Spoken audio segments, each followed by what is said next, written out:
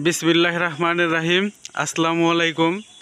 এর আগের ভিডিওতে আপনারা দেখছেন যে আমাদের মসজিদ নির্মাণ বা পুরাতন মসজিদ ভাঙার যে একটা কথা ছিল, পুরাতন যে ভবন ছিল সেটা ভেঙে এখন এই যে কাজ এই পর্যন্ত চলমান।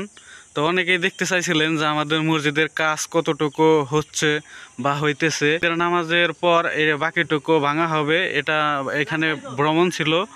আর নির্মাণের জন্য যে কিছু কাজ ছিল সেগুলো আপনাদের দেখাই।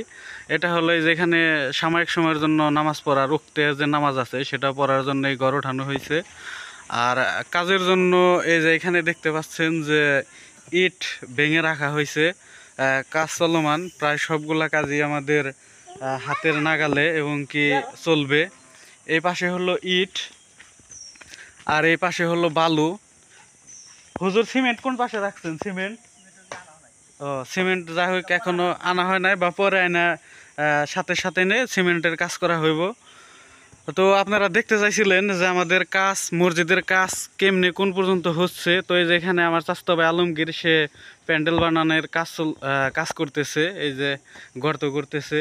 এইদিকে এটা আমাদের পুরাতন যে মসজিদের কিছু ছিল সেটা ঘর উঠে এখানে উক্তিয়া নামাজ পড়া হয়। আর আমাদের যে টিনের যে একটাই ছিল ঘর ছিল সেটা হলো এই পাশে।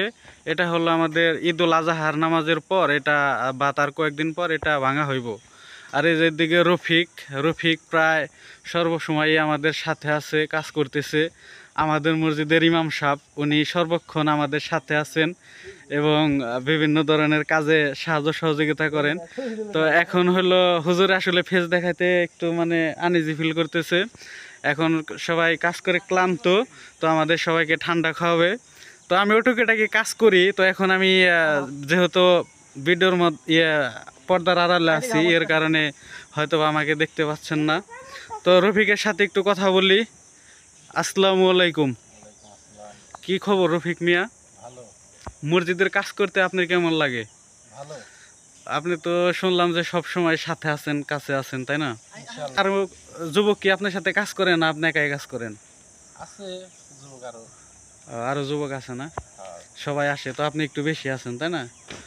তো যাই হোক, ধর্মীয় কাজ, আল্লাহর ঘর, মসজিদ ঘর, তো সবসময় সাথে থাকবেন নাকি? ঠিক আছে, আসসালামু আলাইকুম।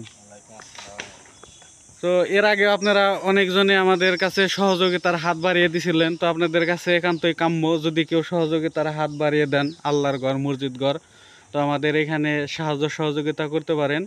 তো যে যেখান থেকে দেখলেন সবাইকে অসংখ্য ধন্যবাদ। সবসময় আমাদের সাথে থাকবেন এবং আমরা জানি এই মসজিদ ঘরটা অনেক সুন্দরভাবে নির্মাণ করতে পারি এবং এই মসজিদ ঘরের কাজ কিভাবে কীরকম চলতেছে প্রতিটা আপডেট আপনাদেরকে জানিয়ে দেওয়া হবে।